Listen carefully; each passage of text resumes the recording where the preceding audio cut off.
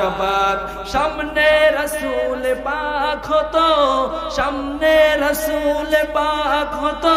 পাশে সাহাবাগণ আবু বকর ওমর উসমান আলী সঙ্গী কেমন হতো আবু বকর ওমর উসমান আলী সঙ্গী কেমন হতো জন্ম আমার নবীর যুগে হলে কেমন হতো জন্ম আমার নবীর যুগে হলে কেমন হতো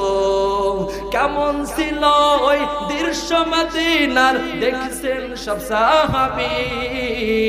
শার খেলছেন শিশু হাসান হুসাইন সাথে দয়াল নবী নবীর পাক জবানে ডাকছে হাসান শুনলে কেমন হতো নবীর কাঁধ মুবারক নাতে হুসাইন দেখলে কেমন হতো জন্ম